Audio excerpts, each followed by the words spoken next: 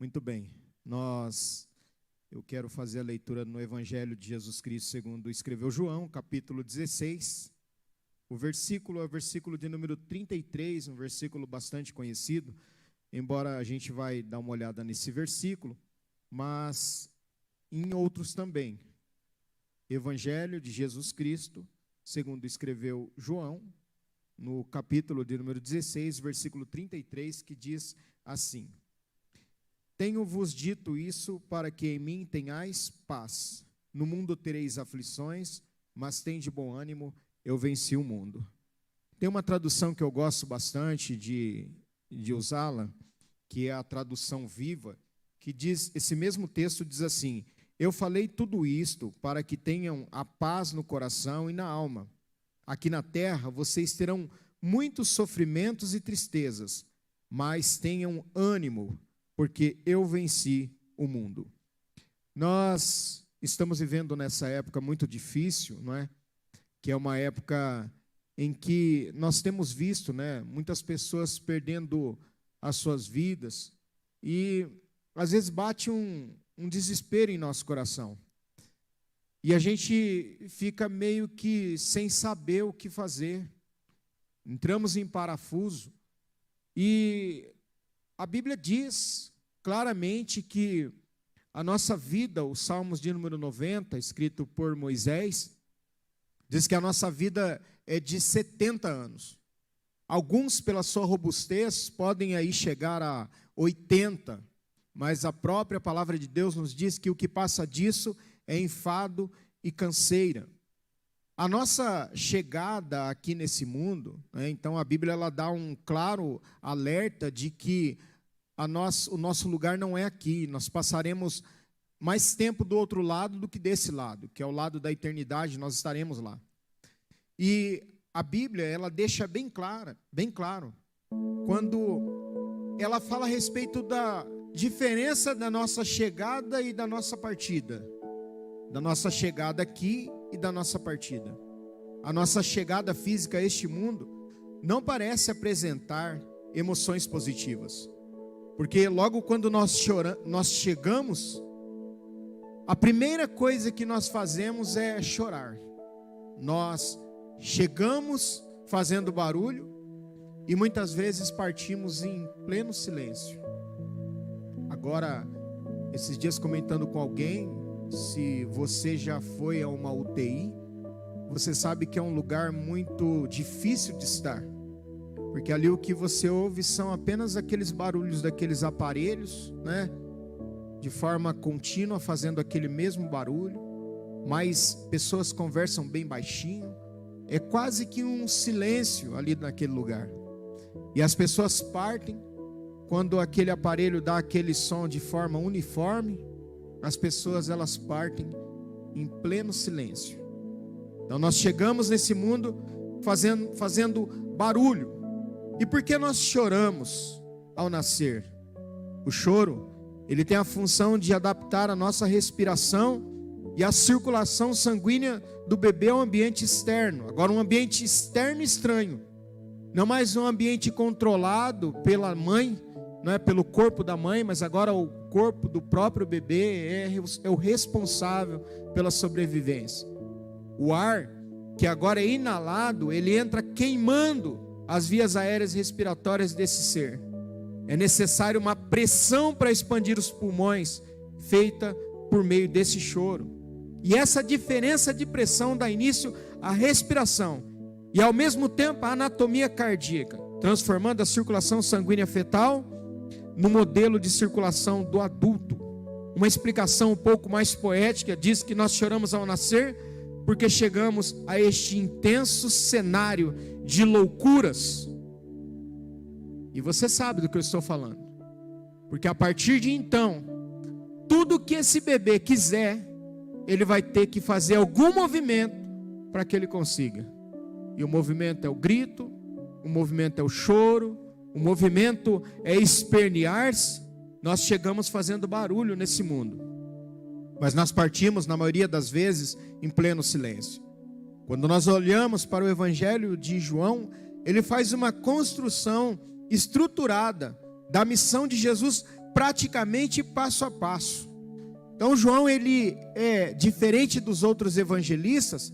Ele mostra Jesus fazendo a construção daquela missão que Jesus teria aqui na terra passo a passo. Ele faz essa construção de passo a passo.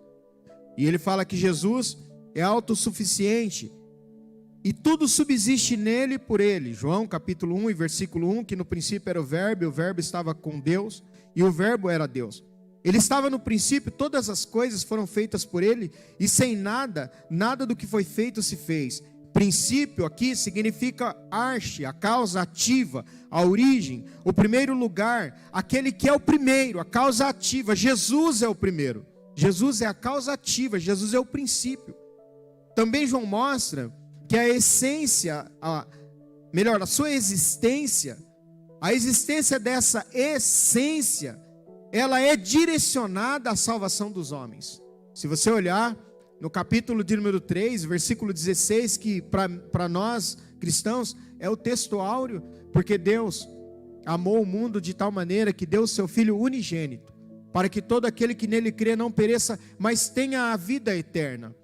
A missão de Jesus de ser autoexistente, de ser o princípio ativo de todas as coisas, sendo que tudo que foi feito por ele, através dele. Ele também é aquele que direciona o homem para a salvação.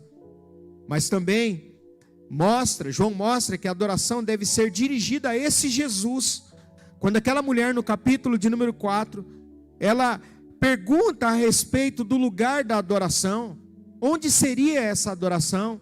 Jesus fala para ela assim: mulher, a hora vem, e agora é essa hora, em que os verdadeiros adoradores adorarão o Pai em espírito e em verdade, porque o Pai procura a tais que assim o adorem.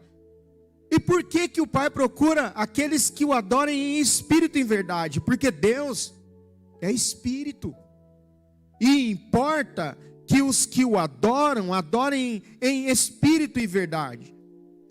O termo adorar aqui significa ajoelhar-se ou prostrar-se, prestar uma homenagem ou reverência a alguém, seja para expressar respeito ou para suplicar. João continua a sua construção dizendo que, além de tudo isso, Jesus matou e mata a verdadeira fome e sede, e começa a mostrar a paternidade, ou melhor, a perenidade, que é dada e doada àquele que crê nele. Ele diz assim no capítulo de número 6: Eu sou o pão da vida. Aquele que vem a mim não terá fome, e quem crê em mim nunca terá sede. Então a construção que ele está fazendo é uma construção de que aquele homem que nasce de forma desesperada e que cresce pelas mãos dos outros, agora é um homem que necessita de salvação, e que não apenas, entenda que o significado da palavra apenas aqui não é para diminuir a importância, mas é apenas para mostrar uma parte disso, mas que esse homem que nasce aos prantos, que nasce gritando, que vem à face da terra, que depende do outro para sobreviver, esse homem é aquele que precisa da salvação. Esse homem é aquele que tem dentro de si uma fome, que é uma fome não somente de pão, não é uma sede somente de água, mas ele também mostra que esse homem, ele tem que direcionar a sua vida a Jesus, ao verdadeiro pão, a verdadeira água. Certa vez, ele se coloca diante de uma multidão e diz assim: aquele que tem sede, vem a mim e beba. No capítulo 4, ele olha para aquela mulher e diz para ela assim: olha, se você conhecesse o dom de Deus, e quem é que te pede água, Ele te daria uma água, e você nunca mais precisaria vir aqui a esse poço para pegar água. Ela entende o recado de Jesus. Ela está falando de águas daqui, Jesus está falando de uma água que ia jorrar do interior daquela mulher e saciar a sua sede. Jesus, quando ele fala assim que eles jamais teriam fome, o jamais tem o sentido de nunca, de modo nenhum e de forma alguma. Mas além disso, além de tudo isso, Jesus faz uma promessa, no capítulo de número 7, versículo 37, quando esse texto que eu acabei de citar, ele fala assim, olha, no último dia, o grande dia da festa, Jesus pôs-se em pé e clamou dizendo, se alguém tem sede, venha a mim e beba, quem crê em mim, como diz a Escritura, rios de água viva correrão do seu ventre. Mas alguém pergunta, mas como assim? Jesus fala, ele explica, capítulo 7, versículo 39 do Evangelho de João. Isto disse ele do Espírito que haviam de receber os que nele crescem, porque o Espírito Santo ainda não fora dado, por ainda Jesus não ter sido glorificado. Jesus mostra a si mesmo como condutor e o cuidador das suas ovelhas. João capítulo 10, ele diz, na verdade vos digo que aquele que não entra pela porta do curral das ovelhas, mas sobe por outra parte, é ladrão e salteador. Aquele, porém, que entra pela porta é o pastor das ovelhas. A este o porteiro abre, as ovelhas ouvem a sua voz e chama pelo nome as suas ovelhas e as traz para fora. E quando tira para fora as suas ovelhas, vai adiante delas e as ovelhas o seguem porque conhece a sua voz. Jesus está dizendo assim, olha, eu conheço cada uma das minhas ovelhas pelo nome. Jesus mostra a sua humanidade mesmo diante de seres incompassivos, sem paciência, porque quando aquela mulher, a irmã de Lázaro, Maria, preste atenção, capítulo 11, versículo 32, tendo pois Maria chegado onde Jesus estava e vendo, lançou-se aos seus pés e disse, se o Senhor estivesse aqui, o meu irmão não teria morrido, as coisas teriam sido diferentes. Irmãos, olha, o que eu vejo aqui é que Jesus poderia dizer para essa mulher, olha, dá um tempo, deixa eu fazer o que eu sei fazer, o que eu vim aqui para fazer. Mas Jesus conhece a miséria humana, Jesus conhece as mazelas humanas, Jesus conhece as dores humanas. Então, para você que está aí do outro lado me assistindo, e que está passando por um momento de dura provação, você pode chegar diante do homem, e o homem dizer assim, por favor, eu também tenho os meus problemas, eu também tenho as minhas dores, ele não vai te entender. Mas se você nessa noite colocar-se aos pés de Jesus, lá naquele termo que eu disse, a adoração, em súplica, e dizer para ele exatamente aquilo que você está sentindo no seu coração agora, ele vai entender. Porque ele olha para essa mulher e disse o seguinte, olha só, Jesus pois, quando viu chorar, e também chorando os judeus, que com ela vinham, moveu-se muito em espírito e perturbou-se, e disse, onde o puseste? Disseram-lhe, Senhor, vem e vê. Olha quantas palavras o Senhor disse, onde o pusestes? Disseram-lhe, Senhor, vem e vê. Capítulo 11, versículo 35. O que Jesus falou? Não falou nada. Sabe o que Jesus fez? Jesus chorou. Jesus chora com aqueles que estão chorando. Jesus sofre com aqueles que estão sofrendo. Jesus se alegra com aqueles que estão alegres. Jesus é o único que pratica a verdadeira e profunda empatia, que é a capacidade de se colocar inteiramente. Quando eu falo verdadeira empatia, é a capacidade de se colocar inteiramente no lugar do outro. Jesus chora. Quando as pessoas veem que Jesus está chorando, o versículo 36 diz assim que as pessoas olham e falam assim, vede como ele amava. Irmãos, Jesus deu uma palavra de esperança aqui. Sabe por quê? Porque alguém pode olhar agora esse texto e falar assim, ué, mas se ele ressuscita, por que ele não ressuscitou meu parente que eu perdi e estou vivendo essa dor? Jesus responde dizendo assim, olha, eu sou a ressurreição e a vida. Quem crê em mim, ainda que esteja morto, viverá. Jesus está dizendo assim, eu sou a ressurreição e a vida, sou eu. E quem crê em mim não crê na morte, mas crê na ressurreição. Você está me entendendo? Não crê naquilo que está aparente ali. Alguém olha e fala assim, mas esse é o meu morto, é o meu ente querido. Jesus fala assim, não é para você olhar para o morto, é para você olhar para mim, que sou a ressurreição. Eu sou a ressurreição e eu sou a vida. E ainda que esse ente querido seu esteja morto, que essa pessoa esteja morta, ela viverá. Você acredita? Você que está aí do outro lado, você crê assim? Você acredita que Jesus é a ressurreição e a vida? Mas não apenas, a gente não olha as coisas apenas do ponto de vista carnal. Não, a Bíblia diz assim, que nós andamos por fé e não por vista. Porque se nós andarmos somente por aquilo que a gente vê, a gente perde aquilo que é mais importante, que é a visão em Jesus. E a visão em Jesus nos traz a ressurreição, a esperança. João continua mostrando agora, fazendo essa construção, mostrando que Jesus, ele é humilde. Irmãos, Jesus vai nos lugares onde nós não temos coragem de ir, ele faz aquilo que nós não temos coragem de fazê-lo. A humildade de Jesus é demonstrada no capítulo de número 13, quando ele fala assim, olha, vós me chamais de mestre e senhor e dizeis bem, porque eu sou.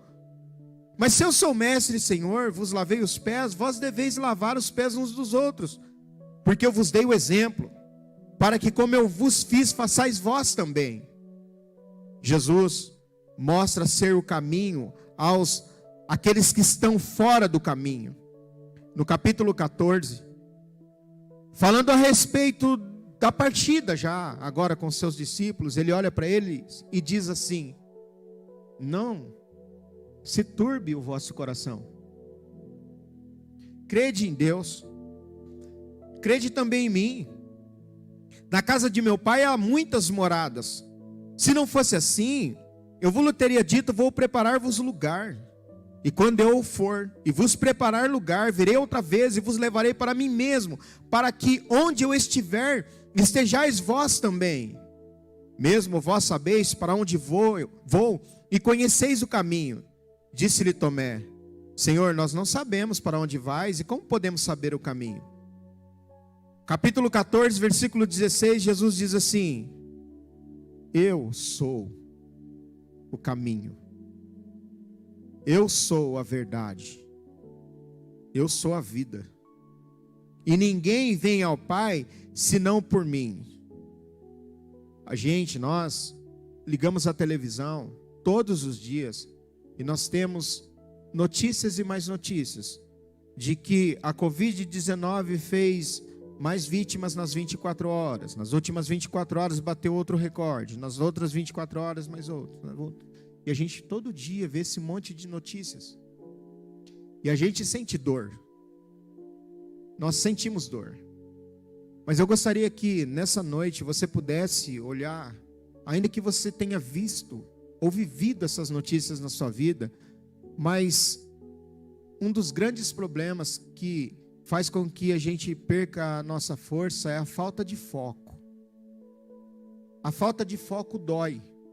Eu preciso usar esses óculos aqui para fazer a leitura. Eu só não estou fazendo porque eu aumentei a fonte que está grande. Então eu não preciso. E peguei uma Bíblia também que a letra é grande. Sabe aquela Bíblia, letra grande? Espero não precisar usar aquela letra gigante. Mas eu aumentei aqui na fonte, está bem grande. Mas eu preciso no dia a dia, quando eu vou ler, usar esse óculos. E ontem eu fiquei sem ele, fiz leitura, olhei no celular sem ele. Quando eu cheguei à tarde em casa, eu estava com muita dor aqui, ó. Acho que já aconteceu isso com você. Porque eu perdi o foco. E eu tentava focar e não conseguia. Eu perdi o foco. Nessa noite, o nosso foco se chama Jesus. E a gente tem que focar nele. Porque todas as vezes que nós focamos na televisão, no número de mortos, nós desfocamos de Jesus. E aí, a minha oração tem sido, Deus, tira o medo. Porque a gente fica com medo. A gente para de cumprimentar, a gente se distancia muito mais, se alguém pegar na nossa mão, você já se lambuza de álcool e passa álcool. Porque nós estamos com medo. Mas a Bíblia diz que o verdadeiro amor lança fora o medo. Jesus é o foco. Jesus é o verdadeiro amor que lança fora o medo. Jesus, ou João, mostra a necessidade de uma ligação íntima e perene por parte dos seus seguidores. Ele diz assim: está em mim e eu em vós, como a vara de si mesma não pode dar fruto se não estiver na videira, assim também vós, se não estiverdes em mim. Se alguém não estiver em mim, será lançado fora como a vara e secará. Corre e lança no fogo. Mostra que esta ligação é para que consigam viver ou sobreviver. A gente não consegue, nós não conseguimos sobreviver sem Jesus. Essa ligação nossa diária com o nosso Senhor é para que nós consigamos sobreviver. Olha, Jesus disse: tenho-vos dito isto, para que o meu gozo permaneça em vós, e o vosso gozo seja completo. O meu mandamento é este: que vos ameis uns aos outros, assim como eu vos amei. Ninguém tem maior amor do que este, de dar alguém a sua vida pelos seus amigos. A certeza da hostilidade que seria vencida, ela só seria vencida pelo amor mútuo. Nós estamos distantes. Estamos separados por uma tela. Não podemos estar aqui. Jamais imaginei eu que a gente fosse voltar nessa situação que nós estamos aqui, com a igreja nesse estado que nós estamos. Mas, ainda que distantes, nós estamos ligados pelo amor de Jesus. Jesus diz assim: isto que vos mando, que vos ameis uns aos outros. Se o mundo vos odeia, sabei que primeiro do que a vós, me odiou a mim. Se vós fosseis do mundo, o mundo amaria o que era seu. Mas porque não sois do mundo, antes eu vos escolhi do mundo, por isso é que o mundo vos odeia. Lembrai-vos da palavra que vos disse: não é o servo maior do que o seu senhor. Se a mim me perseguiram, também vos perseguirão a vós. Se guardarem a minha palavra, também guardarão a vossa. Mas tudo isso vos farão por causa do meu nome, porque não conhece aquele que me enviou. Todos esses sinais, todas essas vozes, todas essas recomendações e exemplos tinham um motivo. Jesus tinha um motivo na sua mente. Capítulo 16, versículo 1, ele diz assim: olha, eu tenho vos dito tudo isso. É uma conclusão aqui. Eu estou mostrando tudo isso, dando uma justificativa. Ó, tudo isso eu estou vos mostrando, para que vocês não se escandalizem. Porque vai acontecer um monte de coisas com vocês. Irmão, parece não, é uma profecia, não é? A palavra de Deus é uma profecia. É a maior profecia que existe. Eu tenho dito essas coisas para que vocês não se escandalizem, porque vocês serão expulsos das sinagogas. Vem mesmo a hora em que qualquer que vos matar cuidará que estará fazendo um serviço a Deus. E isto eles farão a vocês porque eles não conhecem o Pai e não conhecem a mim. Mas Jesus mostra uma coisa muito interessante, que em meio às dores causadas por tudo que foi mostrado, haveria um, entre aspas, escape. Capítulo 16, versículo 4. Eu tenho-vos dito isto a fim de que quando chegar aquela hora, vos lembreis de que já vos tinha dito. E eu não vos disse isso desde o princípio, porque estava convosco. Agora eu vou para aquele que me enviou, e nenhum de vós me pergunta para onde vais. Antes, porque isto vos tenho dito, vosso coração se encheu de tristeza. Todavia digo-vos a verdade, que vos convém que eu vá. Porque se eu não for, olha só, porque se eu não for, o Consolador não virá a vós. Mas quando eu for, vou-lo enviarei. Deus está aí. Deus está aqui. Deus está em todos os lugares. Porque ele disse assim, ó: e esse Consolador, Ele não habitará entre vocês. Não. Esse Consolador, ele não estará apenas do lado de vocês. Não. Esse Consolador, ele não estará à frente. Esse Consolador estará em vós. A pessoa, escuta, entenda o que vou dizer aqui. A pessoa mais fraca aqui nessa noite, dentre nós, que inclusive pode ser eu. A pessoa mais fraca aqui, que entregou a sua vida a Jesus, tem Deus dentro de si. Tem o Espírito Santo dentro de você. Eu sei que às vezes a gente busca socorro em alguém. Mas se volte. Você já se pegou fazendo a posição fetal? Chorando e se abraçando assim os joelhos? Essa posição é uma posição de proteção. Quando você se volta para si mesmo sem encontrar socorro em nenhum lugar, e você se volta para si mesmo e se abraça e chora. Se volta nessa noite para aquele que está dentro de você, se abraça e chora. Porque o Espírito Santo, ele está aí, ele está aqui. Jesus diz assim: um pouco e não me vereis, outra vez um pouco e ver-me-eis, porquanto vou para o Pai. Na verdade, vos digo que vós chorareis e vos lamentareis, e o mundo se alegrará. Vós estareis tristes, mas a vossa tristeza se converterá em alegria. Presta atenção, bem nisso que eu vou ler agora. Vai lá. A mulher, quando está para dar à luz, sente tristeza, não sente? Meu Deus, vou passar por dor. Meu Deus, vou ter que passar pela cesárea. Porque é chegada a sua hora.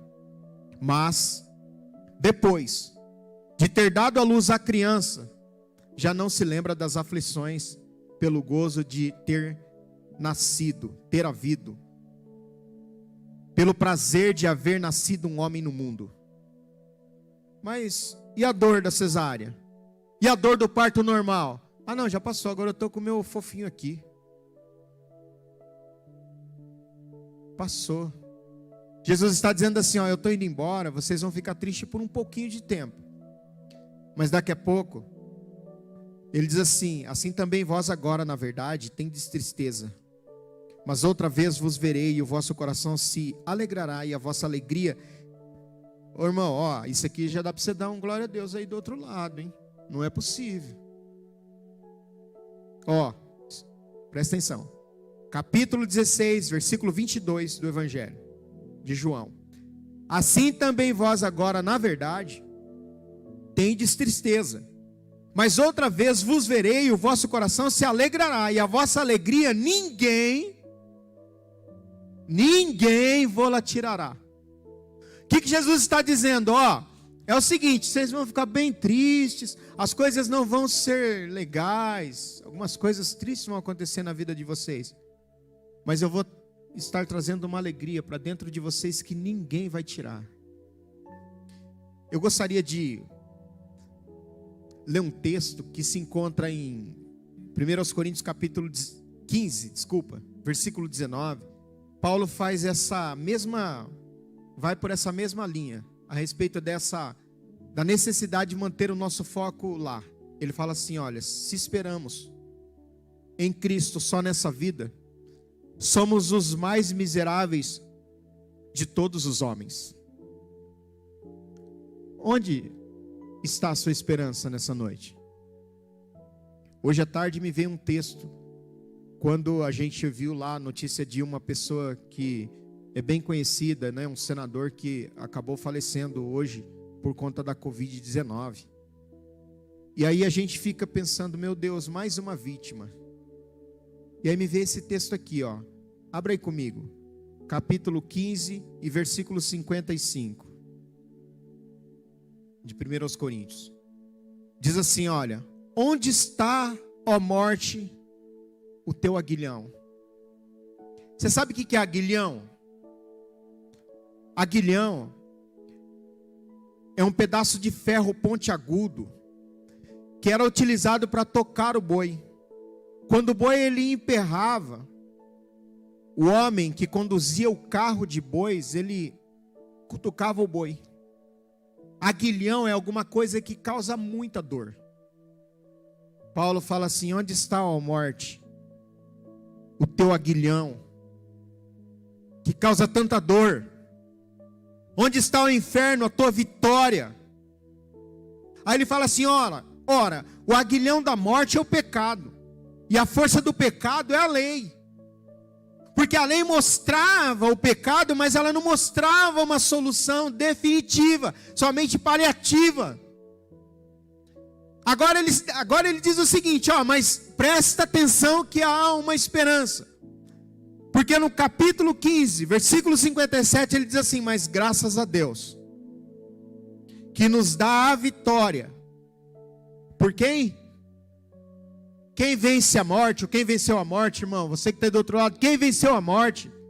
Por nosso Senhor Jesus Cristo.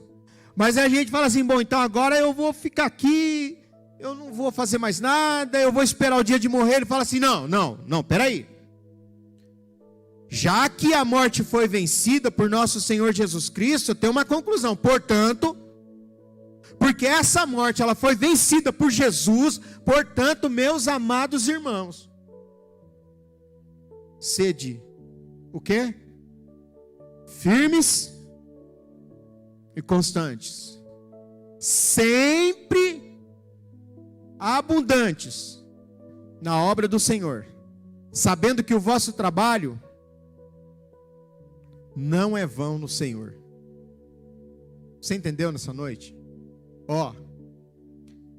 Jesus venceu a morte. Os caixões estão lacrados, né?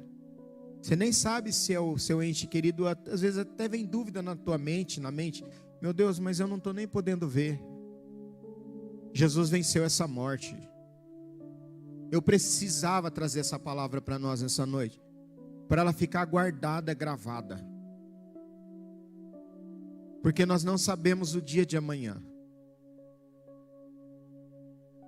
A Bíblia diz que por mais firme que o homem esteja, ainda ele continua sendo pó. Pastor, eu estou firme, muito firme. A Bíblia diz mesmo: sede firmes, mas não é só firme. Não sou firme, mas sou firme lá em casa, assim, eu fico lá sempre firme. Não, sede firmes e constantes. Virão noites escuras, temporais, vendavais. A morte bate na nossa casa, no nosso lar, na nossa família. Ele fala assim: seja firme, seja constante, seja abundante na obra do Senhor, porque é uma recompensa. Paulo, no final da sua vida, na sua segunda carta a Timóteo, capítulo de número 4, ele diz assim: combati o bom combate, acabei a carreira e guardei a fé. Desde agora está me reservada a coroa da justiça, a qual o justo juiz me dará naquele dia. Mas não somente a mim, mas a todos quantos amarem a sua vinda. Quantos aí amam a vinda de Jesus? Você está esperando a vinda de Jesus? Há uma coroa para cada um de nós lá. Ainda que não tivesse coroa alguma, ainda que não tivesse recompensa alguma,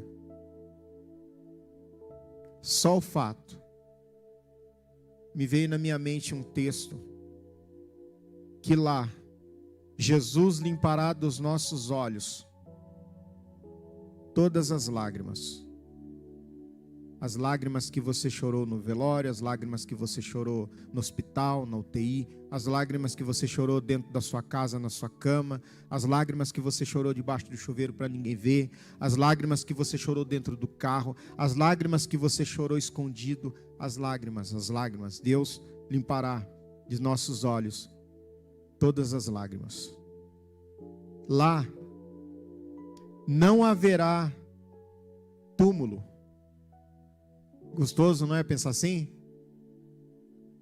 Lá não haverá como aquele homem lá, o cantor do nosso inário. Eu vou partir para o encerramento, já vou orar, mas o hino 422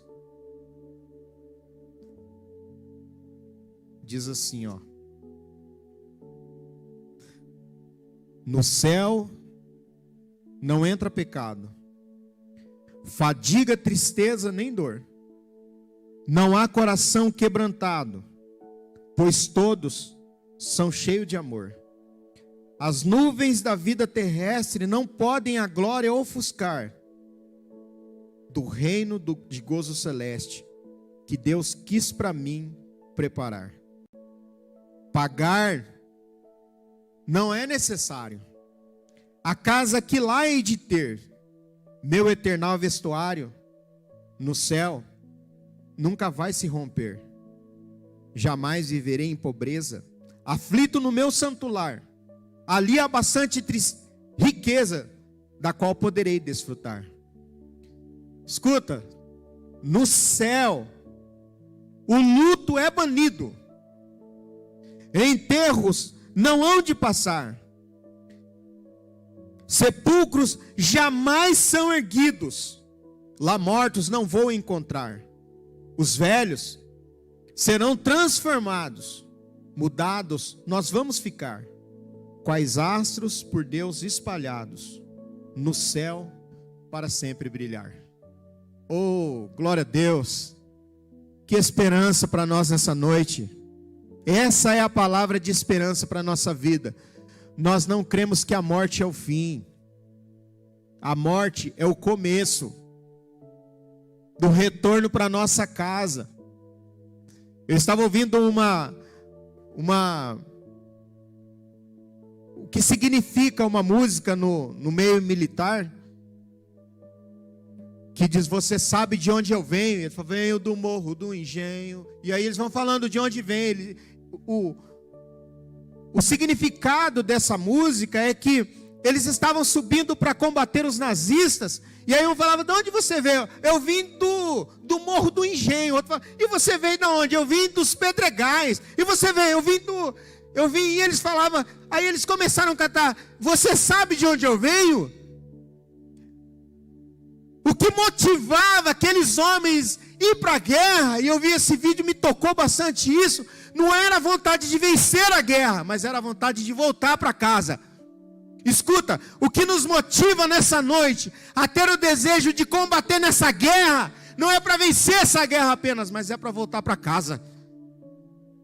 Oh, glória a Deus. Quantos aí estão com vontade de voltar para casa? Nós temos uma casa. E alguém falar para você assim: de onde você veio? Eu falo: você sabe de onde eu vim?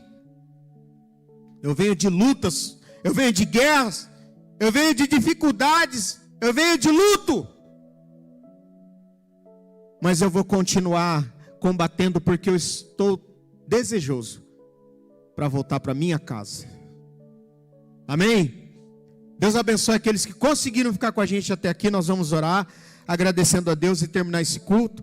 Mas vamos continuar compartilhando, não é? Esse vídeo vai ficar aí. Alguém vai assistir. Essa é a esperança, a expectativa nossa. Amém? Deus abençoe a sua vida. Pai, em nome de Jesus, somos agradecidos ao Senhor, porque nós estamos combatendo pelo desejo de voltar para a nossa casa. Nós sabemos que o Senhor foi preparar um lugar, e esse lugar está sendo preparado, e nós teremos o nosso encontro para sempre com o Senhor. Pai, em nome de Jesus, te agradecemos e pedimos que o Senhor, enquanto esse dia não chegue, o Senhor console o coração dos teus filhos e filhas, que estão passando por momentos de escuridão, meu Deus, e que precisam da tua graça. Pai, nós te pedimos, em nome de Jesus. Amém.